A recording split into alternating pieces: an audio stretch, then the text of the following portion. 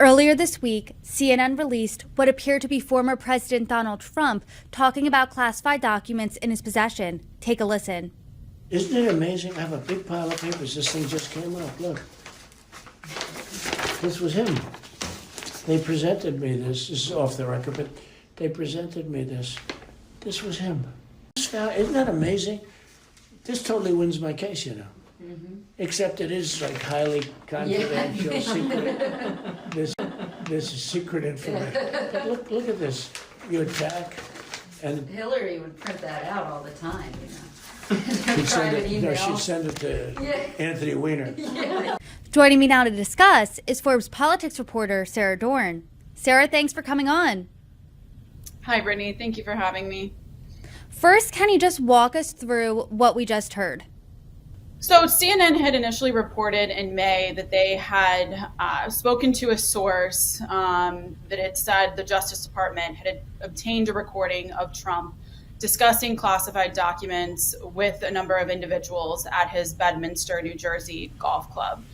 CNN aired this recording on Monday, and in it, Trump is meeting with two aides as well as a writer and the publisher who were working on a book about his former chief of staff, Mark Meadows. In the recording, Trump can be heard rustling papers. At one point, he says, "These are the papers," and he describes them as highly confidential and secretive. And what they were discussing was a previous report that appeared very unflattering to Trump in the New Yorker earlier had suggested that chairman of the Joint Chief of Staff, Mark Milley, was concerned that Trump wanted to attack Iran.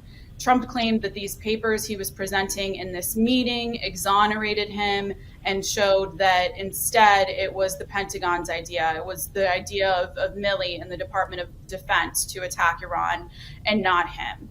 And, you know, he's very clearly presenting something to the people in attendance at this meeting. And again, he described the documents as highly confidential, secretive, and at one point he acknowledges that he can't declassify them now, but that he could when he was in office, which really contradicts a primary defense that he's used throughout this investigation to say that all the documents that he brought with him to Mar-a-Lago were declassified.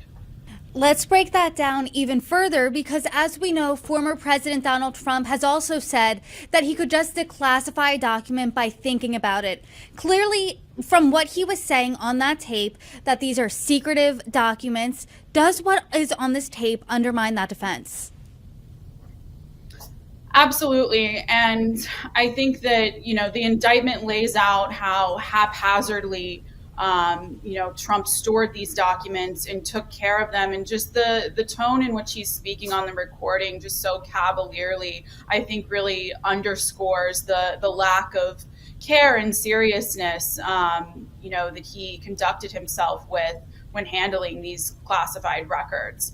As you mentioned, he's repeatedly said he could declassify documents just by thinking about them, but he clearly acknowledges in this tape that the documents were not declassified, and he alludes to that being an issue and sort of laughs it off with the writer and the help of his aides who are bolstering his claims throughout the interview.